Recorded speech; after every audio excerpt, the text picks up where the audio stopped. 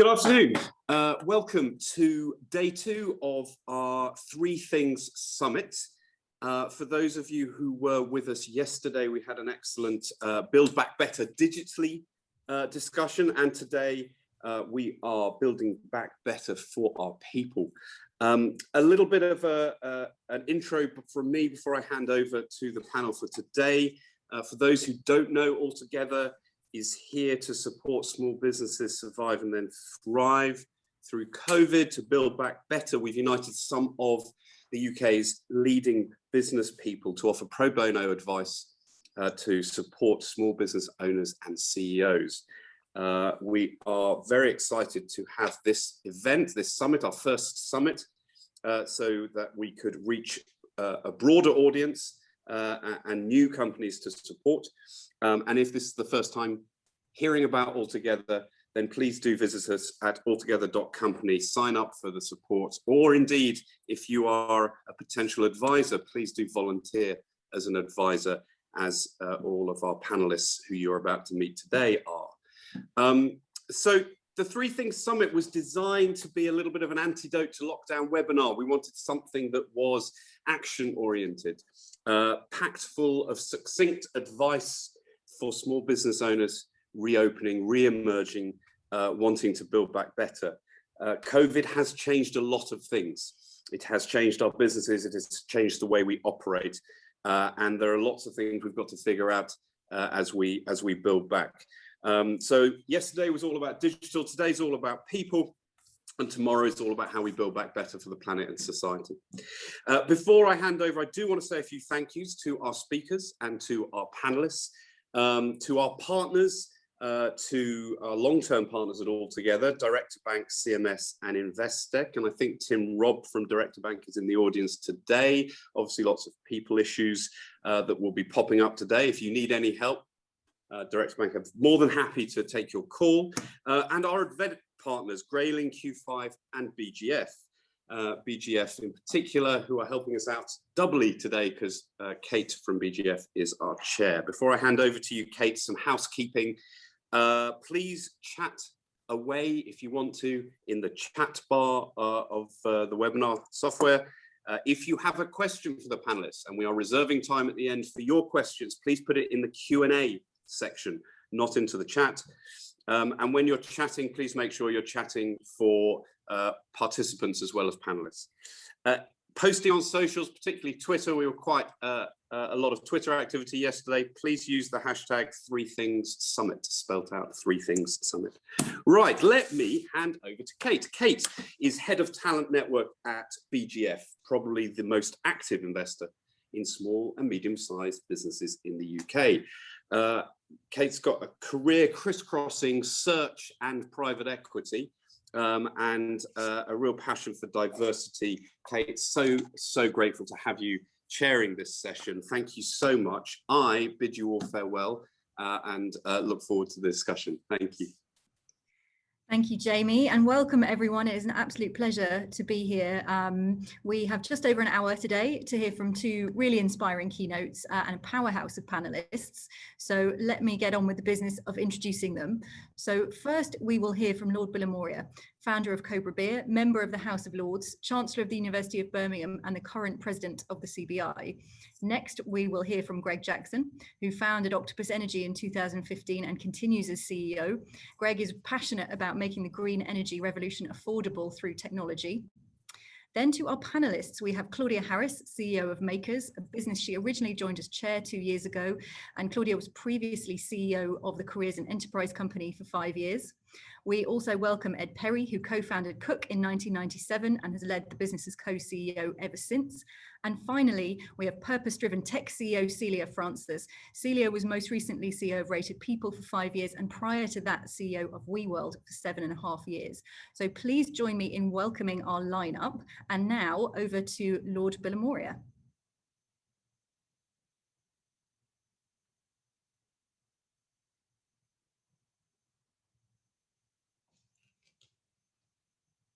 I'm Karan Bilimoria, founder and chairman of Cobra Beer and president of the CBI, the Confederation of British Industry. I was born in Hyderabad in India, brought up in India until the age of 19, and Then I came to the UK for my higher education. When I came to this country, I was told by my family and friends in India, if you decide to stay on and work after you finish your studies in the UK, just remember, you will never get to the top because you will not be allowed to get to the top as an ethnic minority and a foreigner. And I'm ashamed to say that back then they were absolutely right. But I'm proud to say that today they would be absolutely wrong. This country has transformed in front of my eyes. But we still got a long way to go. When becoming the president of the CBI, I am the first ethnic minority president in the 60-year history of the CBI. And when I was appointed as vice president and I had a year to plan my presidency, I said, what are my priorities going to be?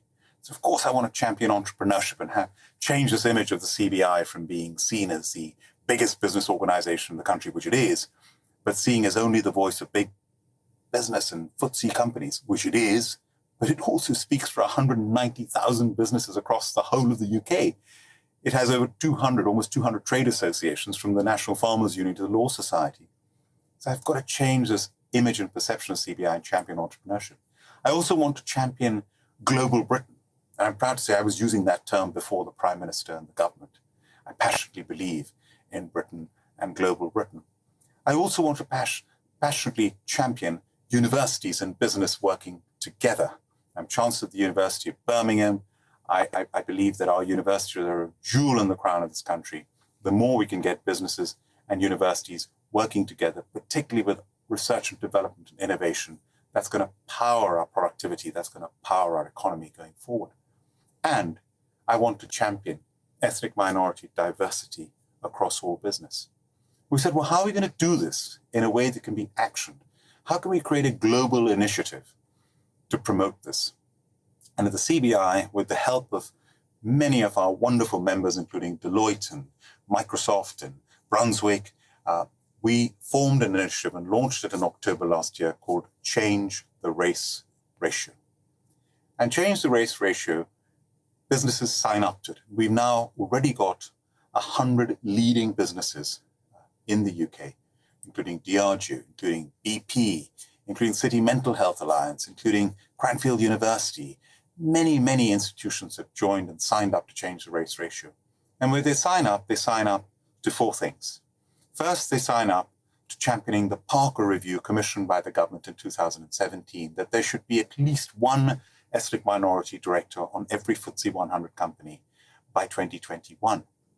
There are still almost 20 FTSE 100 companies that do not have a single ethnic minority director. The Parker Review also has a target of at least one ethnic minority director on every FTSE 250 company by 2024. Today, almost 70% of FTSE 250 companies do not have a single ethnic minority director. And the 30% club for championing women on boards was such a success. The Davies Review, going back over a decade, set a target of 25% of women on boards in FTSE companies. The Hampton-Alexander Review also set a target of 1/3. And now, today, thanks to the championing of the 30% club, there are now over 1/3 of FTSE companies, board members are women, and there are only 2 FTSE 350 companies that do not have a woman on their boards. So that's come a long way in a decade, made a huge amount of progress thanks to the championing by the 30% club. And that's what Change the Race Ratio wants to do, to champion the Parker Review targets. And I do believe we can make a huge difference and already are. The second thing companies sign up to is to championing ethnic minority diversity in company leadership, EXCO and EXCO -1. The third thing they sign up to is transparency, publishing their statistics on ethnic minority diversity, including the ethnic minority pay gap. And that is real. That pay gap should not exist. But in some companies, it's well over 10%, in some companies, 20%.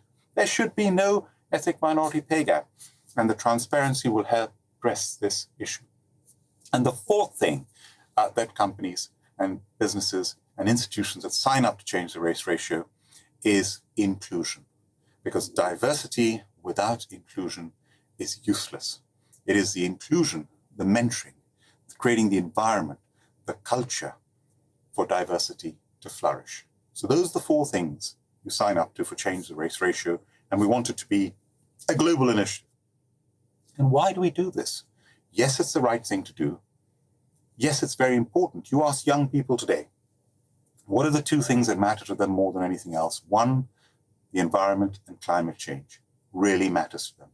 And second, diversity and inclusion really matters to them. So it matters and it's the right thing, but also it makes business sense.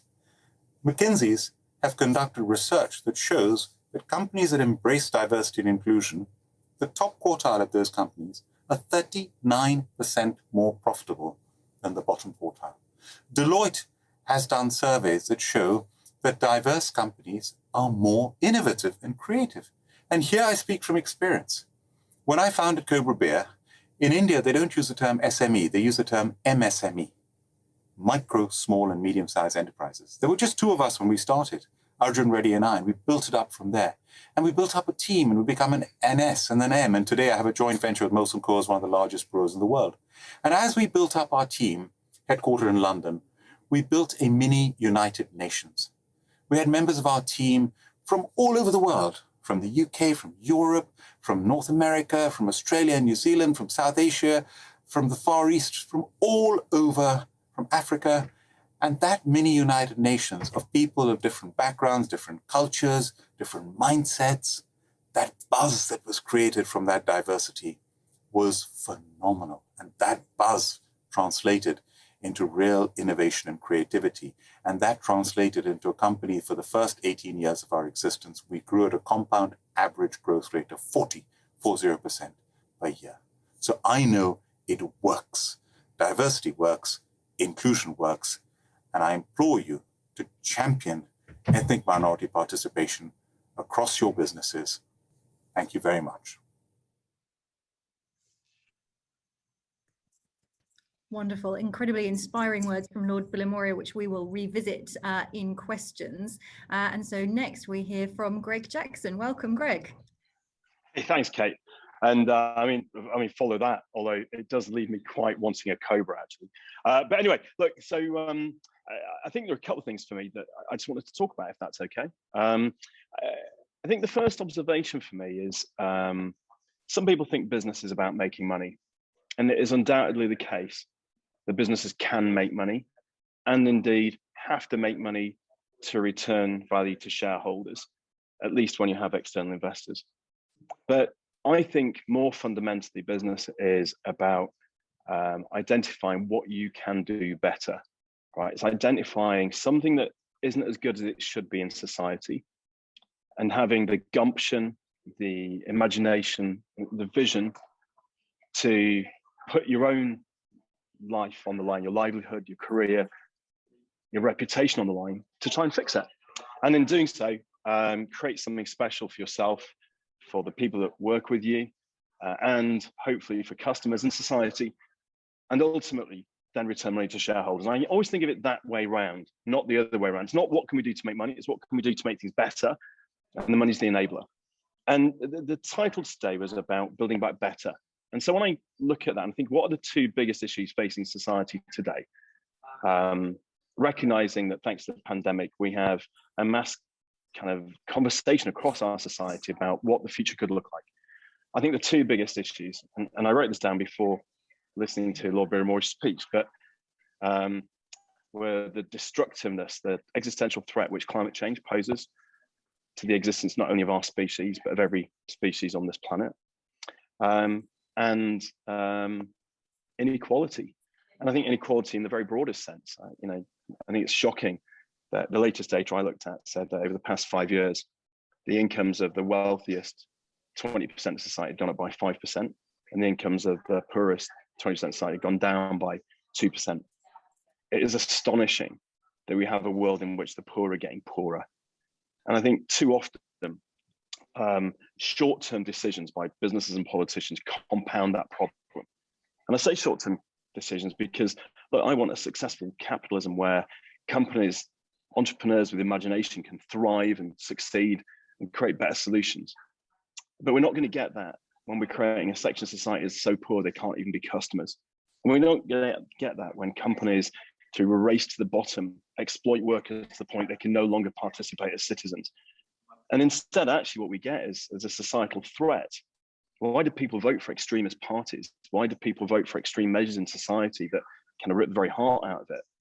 It's because, thanks to inequality, the system's rigged against them. And there is literally, for them, there's nothing to lose. And we need a society where everyone's got a stake. So for me, I think building back better is really about addressing these two things. And it's certainly not about, kind of box ticking and tokenism. It cannot be about businesses doing whatever they were going to do anyway, and then like filling in some forms to be certified in some particular way. So thinking about that as business leaders, kind of what we can be doing to build back better, right? For me, it's like, what are we doing fundamentally that is going to create value for our shareholders at the same time as tackling those fundamental problems? And I think for Octopus Energy, look, in a way, we're lucky. One of the questions we asked when we started this business, which today employs 1,400 people, 1,200 in the UK, which is exporting its technology around the world, which has a revenue that this year will probably exceed £3 billion, and is only 5 years old. But the question we asked ourselves right at the beginning was, energy companies have typically made money by causing climate change. What if you can create an energy company that makes money by tackling climate change? And I think asking yourself questions like that as we think about building that better is the way in which we can not only run the business we want to run and tick some boxes, but actually align our business goals and success with societally important outcomes. So in no particular order, you wanted 3 things. And by the way, can I just say that is so bloody hard? I had about 11. I've pared them down. I've combined them. I think this is a compromise. And I hate doing that because compromise is the worst thing you can ever do. However, here are 3 thoughts that aligned with that. So the first is, look, we've all got different religious beliefs, but broadly speaking, I think we have one life. And we spend about 1/3 of it at work. And if we're spending about 1/3 of our life at work, and that work is not fulfilling and enjoyable and enabling us to be kind of spending our days doing something that matters to us, well, it's the equivalent of losing 2 or 3 decades off our lives. So the first thing for me is business is best when you don't hang your personality up at the door and you don't ask any of your team to do the same. So what we have to do is create work, which is it's not just creating a fulfilling, motivated workforce in order to deliver better business outcomes for the people that happen to be lucky enough to be the owners. It's actually saying fundamentally, human life is better if the businesses we create enable people to be themselves and live their lives whilst working. And I think that the advice I give when I sit down with all our new starts, and I say to them, like, if this job isn't making you happy, please leave, right? Not because I don't want you here, but because I don't want you to be unhappy. Now that puts the onus on us as a company to create a workplace in which people will be fulfilled. But if they're going to be better off surfing, or indeed going and earning as much as they like in the city, they're all cool. But what's not cool is sacrificing your life to make other people happy. So it doesn't matter whether you're making your parents happy or your spouse happy, or the people at school, you've got to impress them. All of those are the worst reasons to have a job and to do the thing you're doing.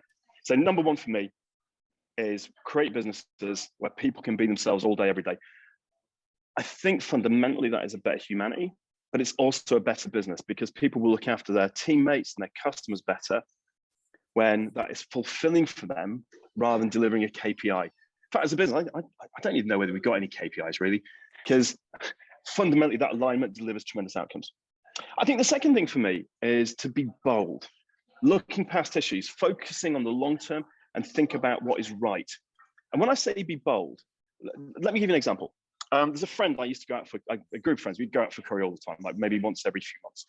And every time we're out for curry, this friend, he was a former journalist at Sunday Times, like quite, an achieving guy. And he said, I'm going to start my own business. I've just got to do these 3 things first. And every time we saw him, it's like, yeah, I've got this 3, I've just got to do one more thing.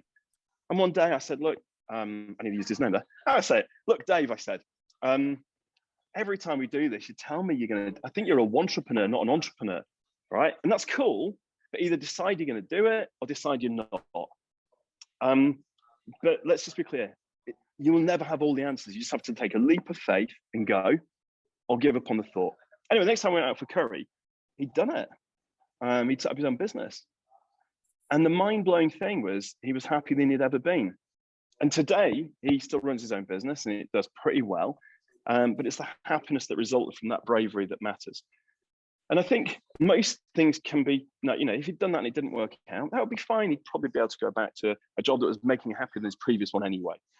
But that boldness, I think, is everything. And let's remember, your gut is an amazing processing device, right? There's a reason that we make decisions emotionally and then backfill rationally, right? It's because of this incredible, it's like machine learning, it's like artificial intelligence, except it's not artificial.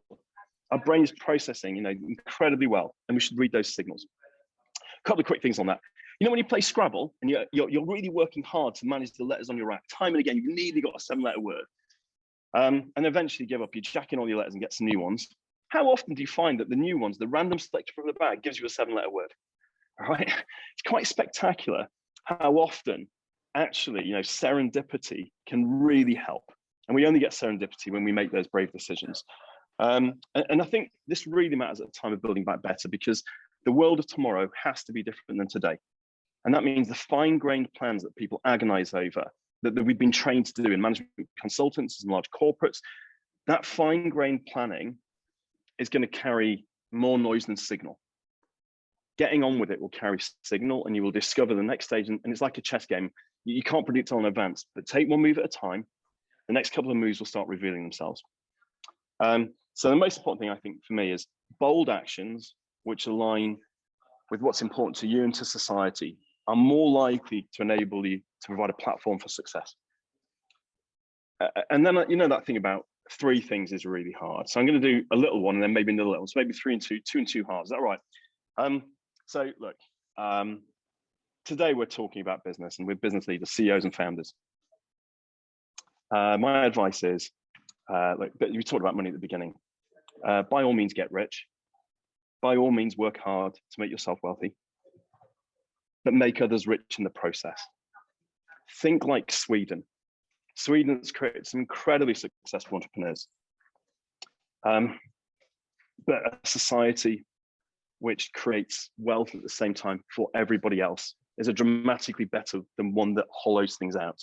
So ask yourself, what can you do with the people you hire, the people you recruit, your team and society to bring wealth and value to them? For example, in our case, relentlessly driving down the cost of energy, because for a low-income household, utility bills are the difference between being able to send their kids on a school trip and not. We can contribute to millions of people's well-being if we get this right. And for our staff, every single member of staff is a shareholder.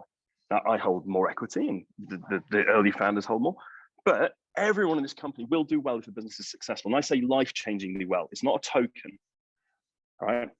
It should, and it's not there as a motive or incentive. The salary should be, and the job itself should be the motive incentive for every day to get up. But it means if we do well, then we treat everyone fairly. And seeing people's eyes light up when we first had a round of secondary during an investment round was my second proudest moment, alongside helping drive the energy price cap that drove down prices for 11 million households. So make yourself rich, make everyone else rich while you're at it. And finally, the second half of my last point is that great people are everywhere. We've got to remember that people can make ends meet in today's society. They can hold their lives together. They run clubs and sport, and they bring kids up. They get mortgages, the impossible things. If they can do that, they can do what almost any company wants. You just have to embrace their capabilities and their skills to deliver that. And the more we infantilize people and we drown them in process and we tell them what to do, we micromanage them, the less we let them do that magic at scale. And so I think for me, just remember that almost anyone is talented enough to do a great job for you. You just have to find the right job. And if you do that, it'll make them happy, so they don't have to give up the job and go surfing. And it'll make you happy because they'll deliver more value into your business and for your customers than they would have done if you micromanaged them.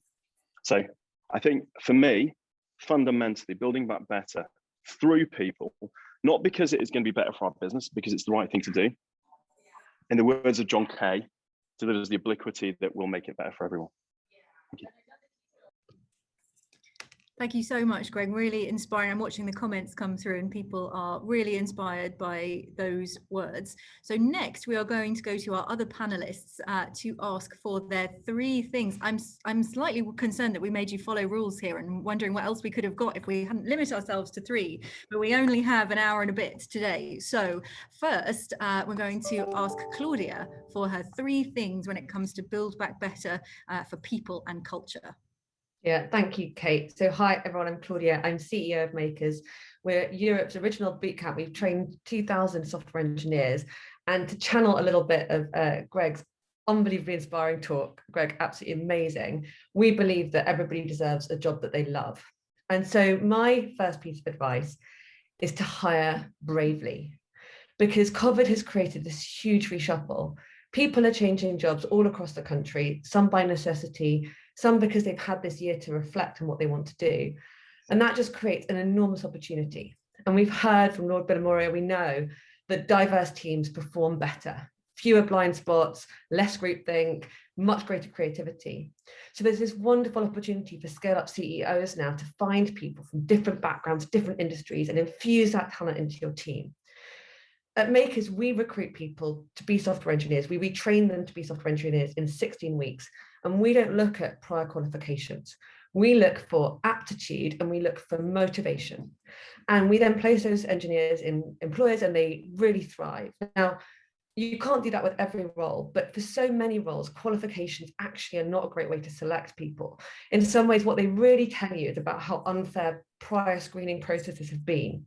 So my specific recommendation here is look beyond qualifications. Look beyond qualifications for the potential for what's special for the person that's going to change your business and create the diversity in your team and help your team to drive performance, because we know diversity does, but also to better reflect the society that your organization serves. My second recommendation, it sounds esoteric, so bear with me, is to formalize work allocation. So one of the things about COVID and working remotely is that we've had to formalize things by working remotely that when we worked in person, we wouldn't have needed to do in such a formal way. And lots of small and scale-up businesses cannot wait to get rid of that process. And we should get rid of a lot of that process when we go back to more hybrid working. But there are some things that I think we should keep. And I'm going to make the case for keeping formal work allocation or introducing it if you don't do it. So back in the day, I used to work with McKinsey and we worked with the 30% Club and we investigated why were so few women making it up the ranks of professional services firms. It's about 50-50 at the bottom and it's very few at the top. And of course, we found that it was unconscious bias, but the thing that was really driving that was that women were not getting well apprenticed. And that was the thing that allows you to rise up. And the reason they weren't getting well apprenticed is they weren't getting promotable, high profile work. It was a work allocation issue. And it's something that is totally relevant in my current world, in the world of tech. It's something called glue work is much discussed, which is technical leadership work, which women often pick up, but doesn't get promoted or isn't as promotable as core software engineering. And what we found in those professional services firms was that the firms with more formal work allocation had less bias, more women getting promotable work, and more women at the top. It was a completely consistent thread.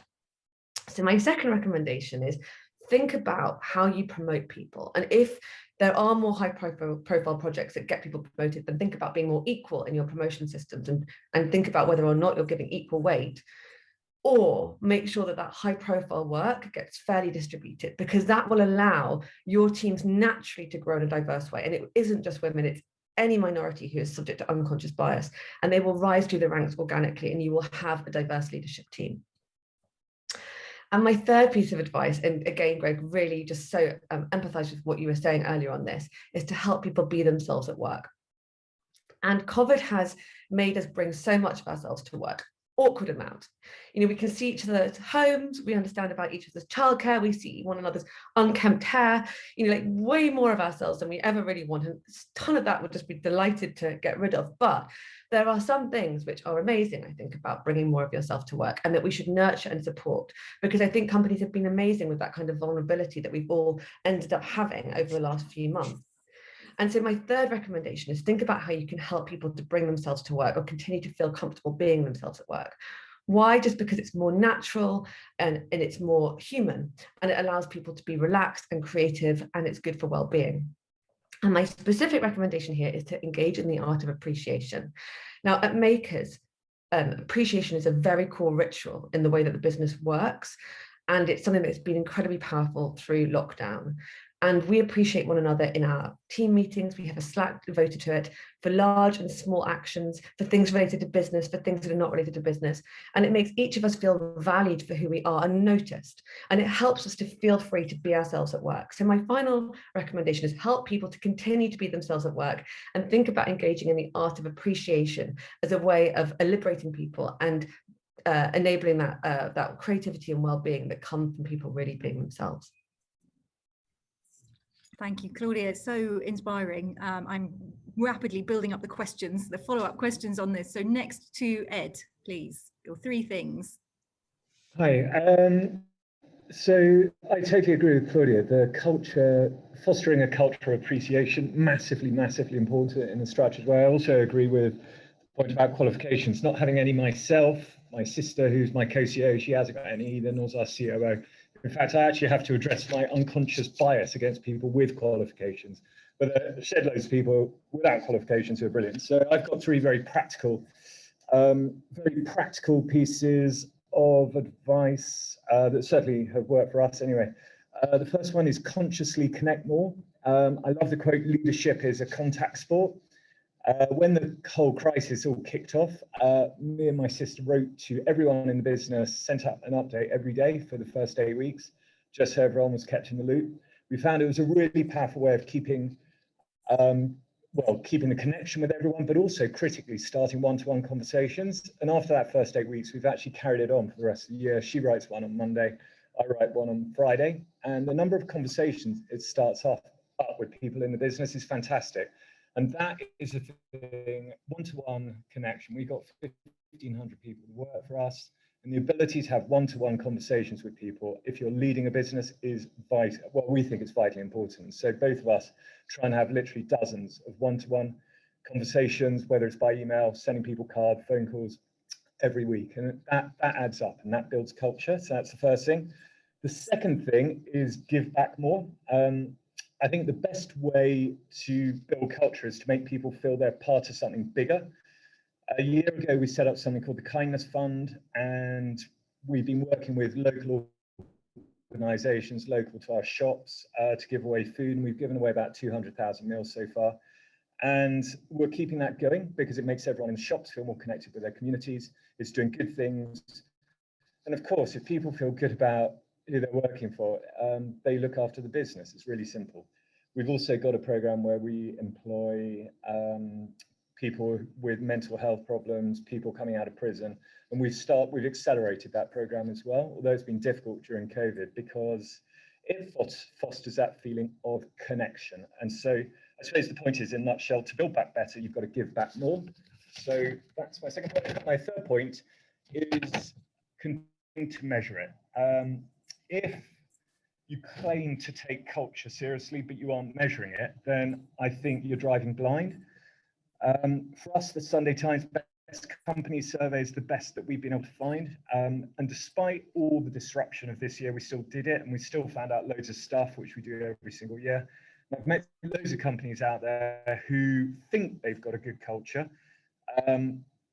And then I think slightly shocked when they actually start measuring it and find out all sorts of crap that they didn't realize was going on. So I'd say if you're serious about building company culture, then try and measure it. So that's my 3 things.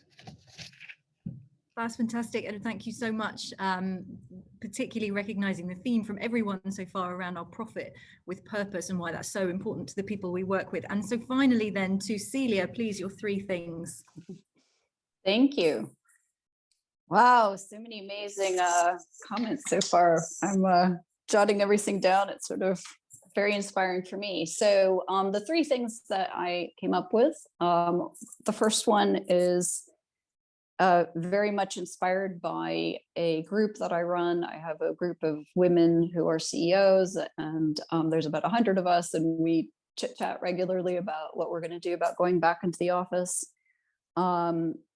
And one of the conversations I had with one of the women was a sort of sad conversation about how how hard it is to not have that social connection in person, and how much it felt like the whole juice was drained out of the fun of going to work when you're not in person. And so she, and I think a number of people have made the decision to invest in the workspace to make it really attractive and really beautiful for people when they come back. Obviously, it also has to be safe, and maybe have some more open spaces, but I think really making investments in that space. Perhaps I'm also a little bit biased because I've just joined the board of a Danish real estate development and management company that's focused on growth through sustainability. It's called the Nordic Real Estate Partners, and the design that they do and the creation of these beautiful spaces is also very inspiring and makes you want to go in. And so there's a number of people who have said, if we're going to go back, let's make that a really beautiful experience. That's lovely in terms of that social and community creation when you're together. So that's the first, a very potentially practical thing if it's possible for people. The second is I'm a big environmentalist, so very committed again to, I think similar things have been said by almost everyone, thinking about, well, what is it that your business is going to be contributing in terms of green? And I think as we go back and think about, well, what are the things that we like? There's a number of people who haven't been commuting. That's been good for a number of reasons. And so if there are going to be days where you're going to have people not commuting, which may be good for bringing down your carbon footprint, then how do you sync that up? So a lot of very practical conversations about choosing similar days so that you can coordinate meetings and make that very practical. But I think also I'll just throw in a comment there, which is I think probably everybody wants to take a look at what their company's carbon footprint is going forward and think about, even if it's a very, very simple exercise, to take a look at that, because I think it's coming. I had a conversation with a company that I've been coaching, and we made a commitment in that area, and so they took some very practical steps. So what was really interesting was that their biggest customer decided to double their business. It's a small business, by the way, decided to double their business because as these larger companies are going to be taking a look at even their suppliers, they're looking for partners and suppliers who also have a green commitment and can, because it feeds up into what they report. So it's coming, and I think it's good to get ahead of that, and it's also the right thing to do. And then I think the third thing is just this idea of connection again, and maybe I'm kind of saying the same thing as before, which is the social piece. But if you are staying virtual, and I do run quite a lot of groups. I run this one for women. There's another group that I run for senior business leaders, and then I have another organization. We do a lot of virtual meetings. And sometimes we do virtual happy hours. And what I've realized is that in order to make sure that everybody feels included and connected, one thing that you can very practically do is put part of the meeting into a one-on-one session so that even the very quiet people have a chance to connect one-on-one with each other, and to sort of do a lot of that swizzling, because otherwise you get into these sort of happy hour meetings where a few very extroverted people or funny people just talk and everybody else listens, and it's not really quite what you're looking for in terms of building that social connection and feeling. So it's a bit of a practical suggestion, but I found that is something that people really, really like when I run these really big group sessions, either for work or for my extracurricular activities, let's say. So that's it. Thanks. Wonderful. Thank you so much. I love the term swizzling when it comes to virtual happy hours in relation to moving people around. I'm definitely going to use that one going forward. Panelists, thank you so much. That was incredibly inspiring. So what we've heard there is the high level. We've heard a lot of what we can be doing and why those things are important. And I think it's fantastic to hear so many recurring themes, which will give us momentum to carry forward. What I'd really like to get into in terms of the questions now is maybe a bit more on the how. We've got a lot of people in the audience who are going to be thinking about, that's really fascinating. How am I going to carry these things forward into my business? So in no particular order, I suppose, if we kind of come back to then agile, the theme of agile working, and we heard yesterday from William Reeve really inspiringly on hybrid working, and a lot of the themes we'll talk about today, I'm sure, will carry through tomorrow into planet and environment. But just Celia, coming back to you on hybrid working and thinking about your three things, what are your top tips for how our CEOs talk to their people about hybrid working and take the temperature of who's feeling good about coming in and allaying some of that nervousness others might have about coming back into those physical spaces to create that social connection? Yeah, it's an interesting topic. I think everybody is going to have a different risk tolerance. So by the way, if I'm looking a little flushed, I had my second COVID vaccine, so I may be having a reaction. I feel fine though, don't worry. And so I think obviously being respectful of where people are in terms of their tolerance for coming in and whether they feel safe. I had a discussion yesterday with a woman who is sort of a top investor and leader in an area that I'm quite geekily passionate about, which is everything related to building, heating and cooling, and in the kind of green sense, because my last business was obviously all about home maintenance and repair, but it sort of extends broadly to green buildings. And one of the things that's happening now is that people are as they're reopening offices, putting in air conditioners that then they're running continuously as a sort of thing. Like, it's kind of a bit voodoo. They're not sure exactly what the best way is in terms of getting HIPAA filters or whatever, so people feel safe in the office. So there's still a lot of unknowns about how to create that COVID secure or safe environment. And so I think probably the answer is that I'm hoping that good information about that will come out, and I'm hoping to discover that together with this person who's in California, and find some of the answers to distribute that so that there's a set standard for what is a COVID safe environment. But I certainly can see a lot of people are coming back. I've been working back in the office, and people are doing tests every morning, for example, when people come back in. Lateral flow tests is another alternative to feeling safe in the building. So I don't have the answer.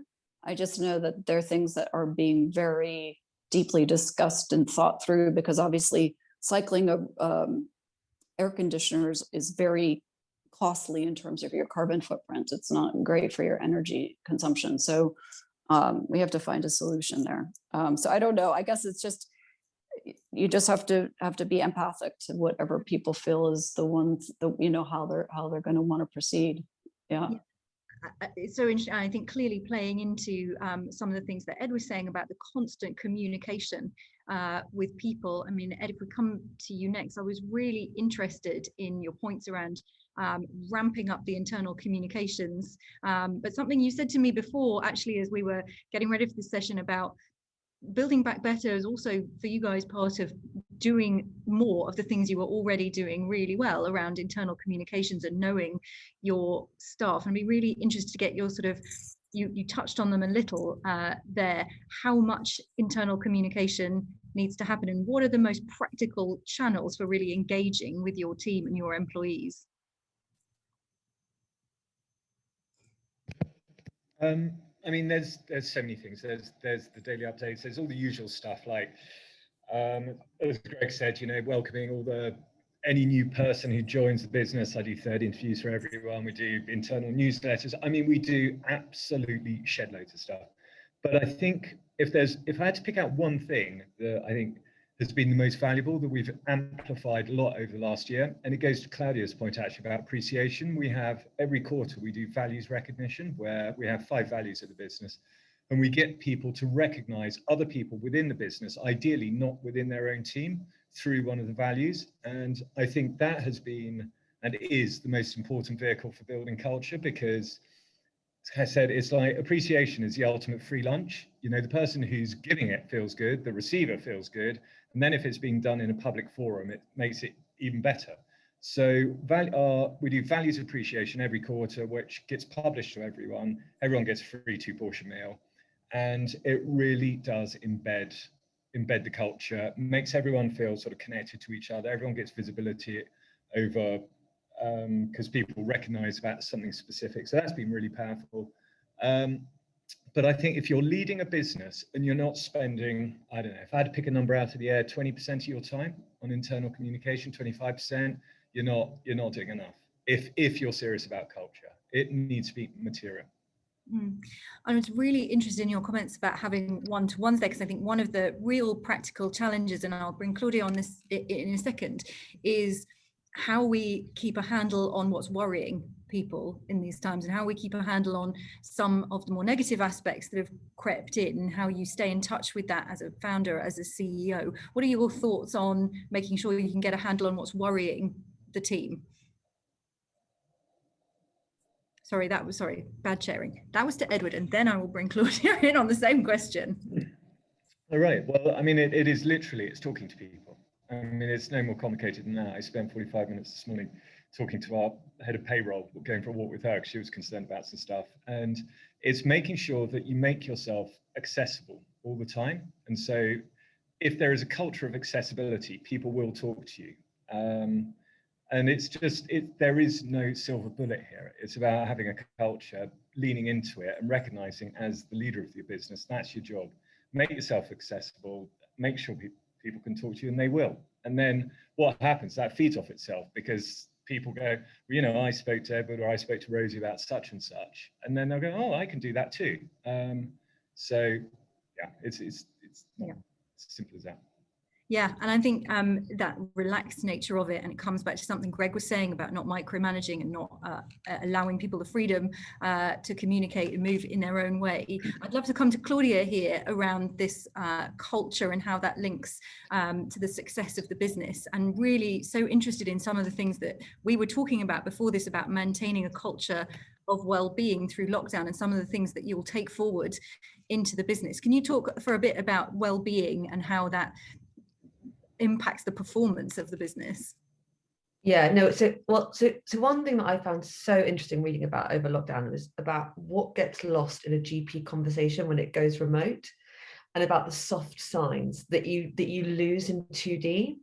And it's one of the things that's really informed how we've thought about culture over the last year at Makers, because like so many small scale-up businesses, there is just so much that is totally implicit and tacit in terms of just how we are physically together, what we pick up, what we read about one another, and knowing when to check in, and knowing when things are, you know, there are problems. You can sort of almost sense it when you have physical communication, and when you don't, you have to put so much more into words.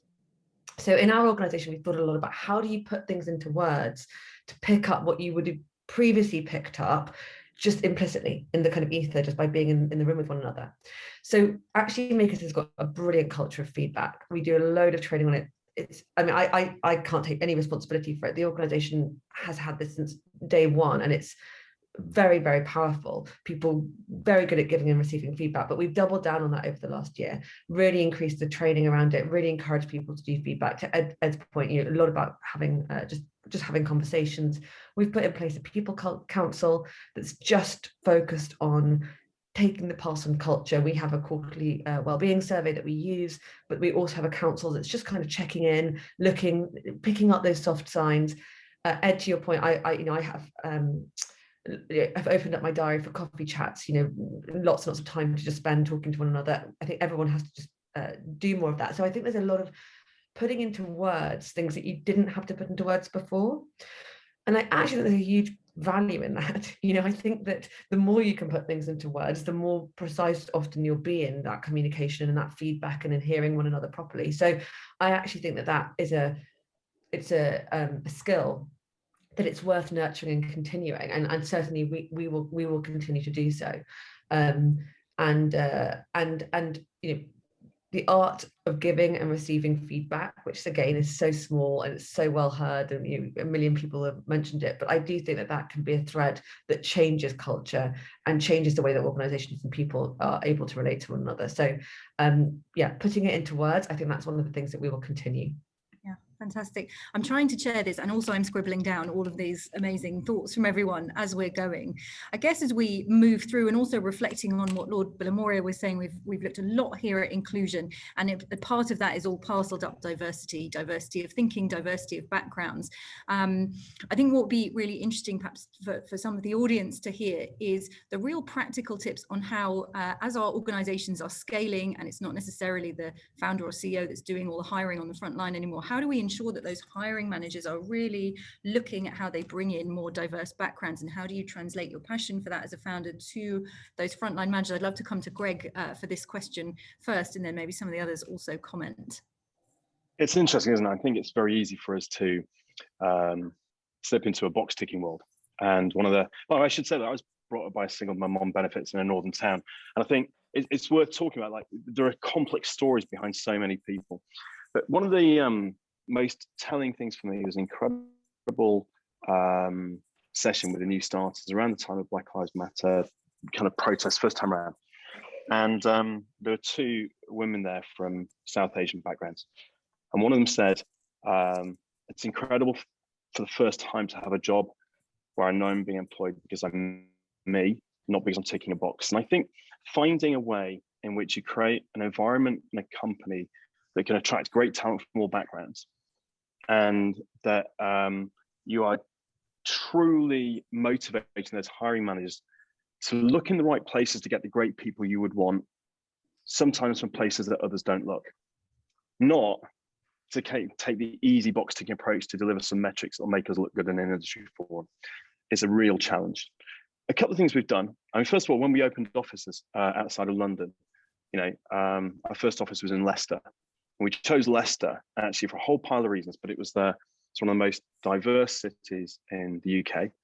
It's a city where actually the local authorities are focused on sustainability, kind of really wanting to build a world in which people can walk and cycle to work and live sustainably. It's got easy access to quality of life outside the city as well as in. And it's one in which people, new starts in the company, have got one of the best ratios of income to housing costs, which let us then really focus on creating a workplace in which we'd attract great talent without, for example, if you set up in central London, it's very hard to start unless you've got a banking mum and dad available, right? So thinking about those kind of questions. And then eliminating CVs in the recruitment process, so that all recruitment is done without preconceptions based on names, education, those topics. And then increasingly running recruitment through discovery days, recognizing that the job isn't just for us to select the people, it's for them to select us. And as a result, I think what's really interesting is it's always hard in a founder-led business. I have to be white and male, right? My co-founders, the two of them are the same. And if you're not careful, you project that through the organization. And you'll always have sort of people, the titular heads of the business, looking like this. The question then is how quickly we surround ourselves with leaders from every background so that anyone joining the company can look up and see someone like them. And I think that was why opening in Leicester was so important. And what we've done there is really empowered the team to build a tremendously diverse office. And from there, our other offices, it's a really important part of the thought process to create this diverse organization, but not one based around trying to hit some stats. It's based around one where people can be themselves in every way for their own fulfillment and for that of the company. And Claudia, I'd love to come to you next, because this was obviously one of your 3 things, look beyond qualifications, which is a fantastic piece of advice. Can you share a bit more then about you looking beyond qualifications? What are you looking for in the hiring process, and what are the themes as you're bringing new recruits into the business? Yeah. So can I quickly just pick up on one of the things that Greg said, because there's this thing about having people that role models, which is just something I believe so profoundly in. And my previous role, we were looking at bringing business people into schools to provide role models to young people. And just one thing I want to say on that is I just have this very strong, but we use words like we need to raise aspirations, like people don't have the right aspiration. And I really believe people have a completely rational response to the data that you provide them with. And when you find young people who don't have high aspirations, they are in an area where nobody nobody has gone on to do the thing that you think that they should have the aspiration to do. And it's a totally rational response that they would not aspire to do that, because why would you if the data says it's not possible?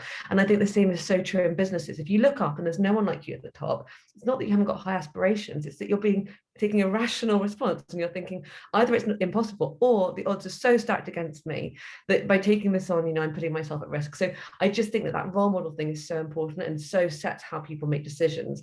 So I just love that. Greg wanted to pick up on that. And then I think in terms of recruitment, I think the question is to ask what is going to make somebody successful in this role.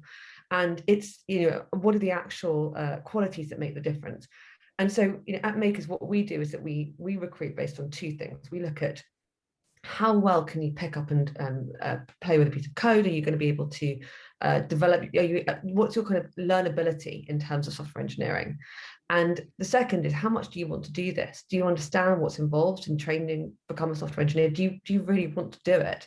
And those two things are much stronger predictors of people's success than necessarily what they've done in the past. So I think it's about trying to get to the core of what are the characteristics and the qualities that are going to make people successful in that role, and recognizing that often, I don't want to get too political, but there are a lot of things in our kind of education systems where people are blocked systematically, and what did we learn with the whole thing around Ofqual last year? It's very very alarming that people's backgrounds make a huge difference to what they might get in terms of their results. And women don't take physics A-level so much because they don't have the role models that encourage them to take physics A-level. So there are these institutional blockers that are often represented in qualifications, and it often tells you more about the fairness of our sort of system than about that person's personal capability and potential, which I think is also, Greg, what you were talking about really so profoundly earlier.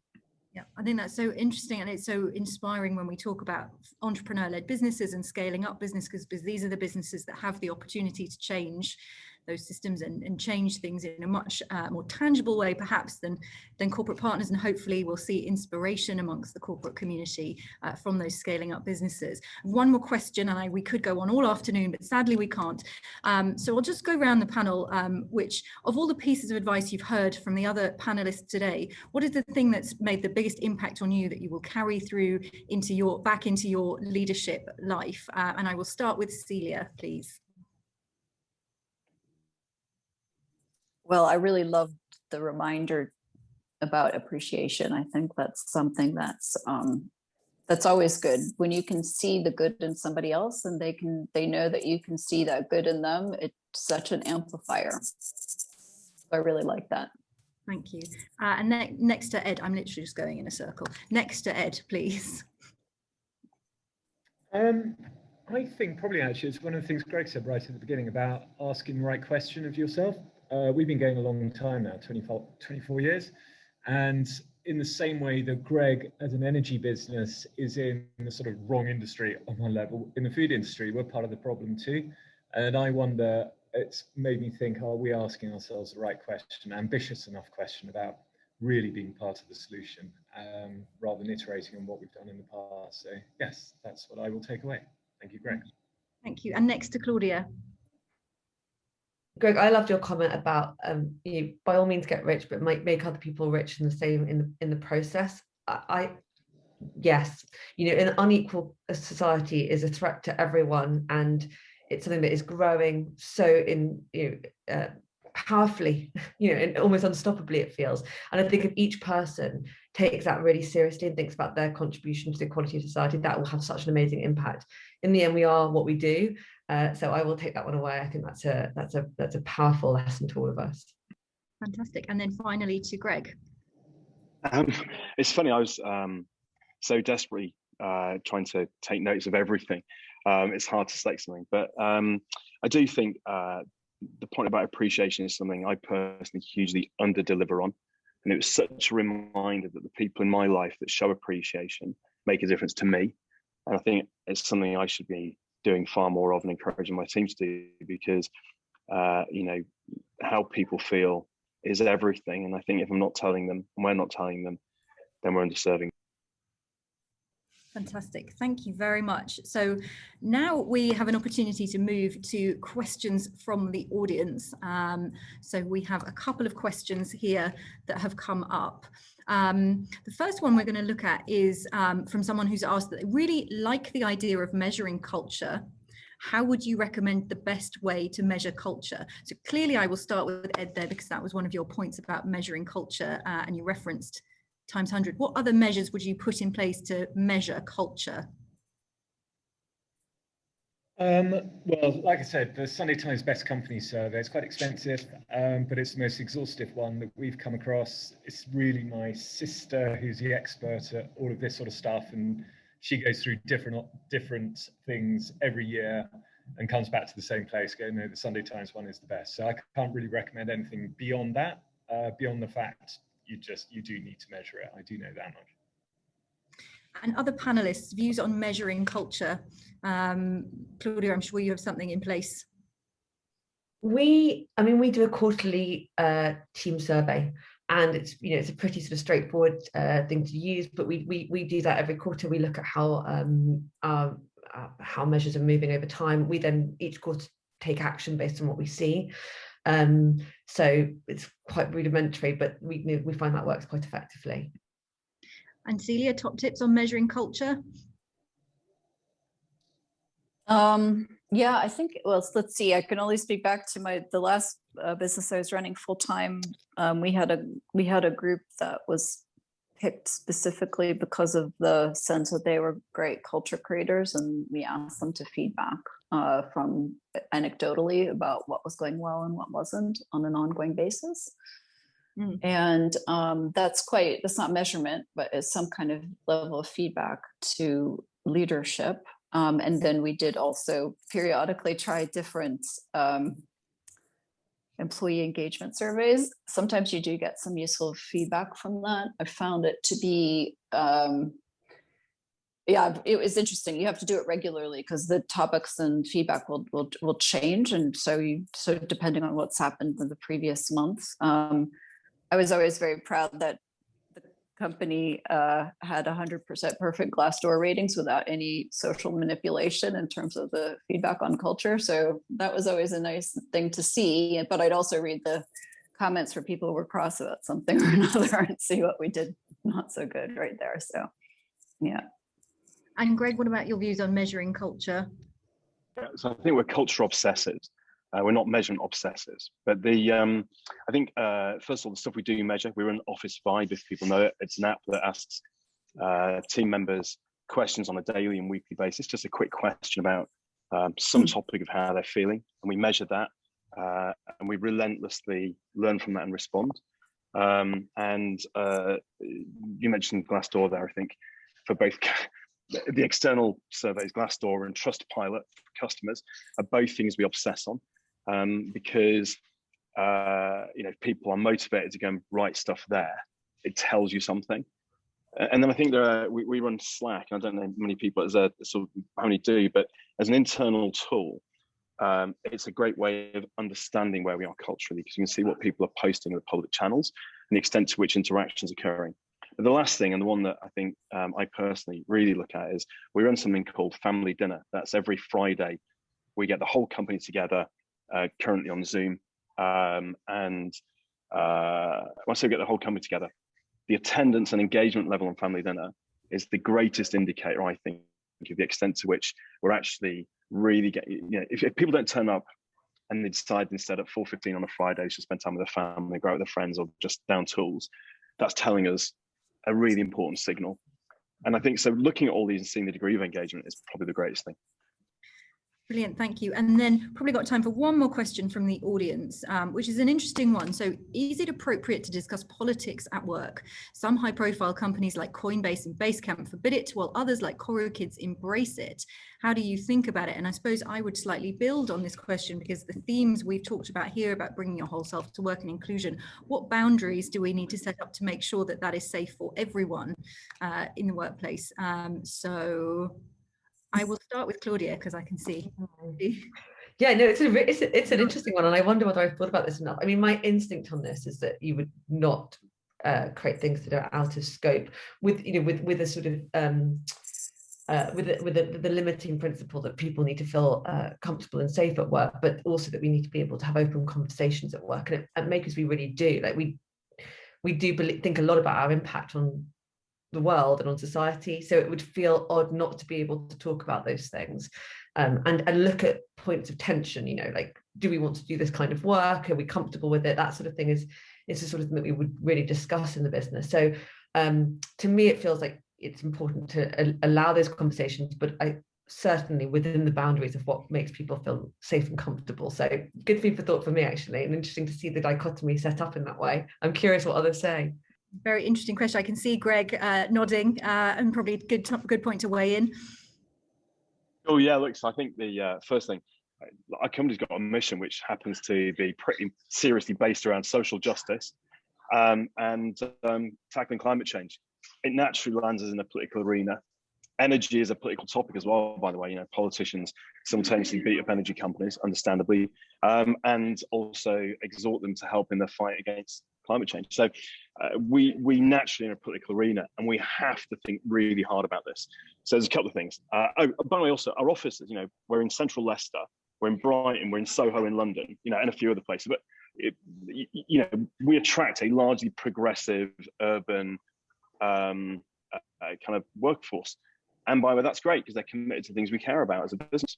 And so the first thing we do is we draw a normal distribution, and we say, look, if that's the normal distribution of society political views, then our company will typically, and our employees will typically be, the normal distribution centered somewhere around 2 standard deviations from the end of the progressive side. You know, if you want to be much more progressive than this, you should probably go and work in a charity or not-for-profit. But if you're dramatically less progressive than the center, you know, you're going to be in a minority. It doesn't matter, because what we won't do is allow any form of victimization or bullying, and any, there's no right or wrong, but there are a set of topics which we will talk about very comfortably that other companies may have difficulty. Slack is a place that this really comes to light, because what we've had to do is have a few simple rules. So for example, people say, you know, do I have freedom of speech, and surely I'm entitled to my opinion? And the answer is everyone's entitled to their opinion, but they're not necessarily entitled to express it on a company forum.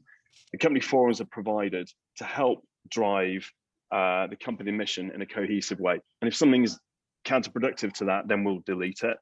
But within that, it's a really open discursive culture. Mm-hmm. And then Celia, I see you nodding as well. I'm just laughing because I've had 2 moments. So in my last 2 CEO roles where I had an opinion about something, and I had to be very careful because when you're the CEO, you have the potential to alienate some set of employees or some set of customers if you are on one side or the other, and sometimes it's best to just not talk too much about it. So for example, one of them, when I was running a business that was partially based in Glasgow, was about Scottish independence. And, you know, that was certainly one where when I was invited onto Newsnight, I said no, because I couldn't win no matter which way I landed on that one. And it just didn't seem appropriate. And then the second was Brexit. You know, again, in the case of rated people, couldn't win on that one either, right? So I think it's interesting. It's very difficult when you feel very strongly personally about something. So very similarly, things related to sustainability. For me, I think I'd be probably very much sharing the passion around diversity, inclusion, all those types of supposedly progressive topics. But my feeling about these things is that you have to meet people where they are, and you have to bring people along. That means that you have to be good at listening and understanding points of view, and that's something that is the only way forward, really. And so there's just no point really in alienating customers or employees who are not where you are at, because there's always a reason for points of view, let's say, and it's important to understand them, because otherwise you can't bring everyone along and understand concerns. Yeah, I mean, it's just really stunning. I was reading the Sunday Times. There was an editorial about heat pumps of all things that was about Boris Johnson's recent, it's a topic that I know I'm probably the only one interested in, but in any case, the comments were just super long, and it was really interesting because you have to listen to all the comments, right? And it's very valuable, because just having one point of view isn't going to be helpful. You have to really understand the integrated view. Indeed. And then finally from Edward, before we're going to run out of time, your thoughts on this topic before we wrap up? I don't have much to add really beyond, I think, whether it's politics or sport, or doesn't matter what the subject is, as long as you're not a dickhead about it, then it's fine. Just don't be a dickhead. Indeed, well said. And what a brilliant comment to wrap up today. So look, I have the boring job now of closing, because I feel like we could have carried on all day, but we are out of time. So all that remains to say is thank you so much to our wonderful panelists, to Greg, to Celia, to Edwin, to Claudia, for your time and your wisdom today. The comments show that the audience have gained a huge amount. I certainly have, so personal thanks. Thanks, of course, to Lord Bilimoria for the opening keynote, and huge thanks to Jamie and all the team at All Together for making this happen, for setting up this wonderful initiative at the top of COVID, and building on this momentum. And thank you to you, the audience. I really hope you've enjoyed the session, and I really hope that you're taking some things away that you want to adopt and adapt for your own business. Remember not to miss tomorrow's final session in the series. We have Build Back Better for Planet and Society, with a keynote from Sharon White, who is the chair of the John Lewis Partnership, and panelists including the CEOs of Innocent, Mindful Chef and Bellew, and the former CEO of White Stuff. So please do join for that one. It has been my absolute pleasure to chair today. If there's anything you'd like to follow up on at all, either to support your business or to volunteer as an advisor, don't hesitate to reach out to the team at All Together via their website, www.alltogether.company. Thank you so much, and goodbye.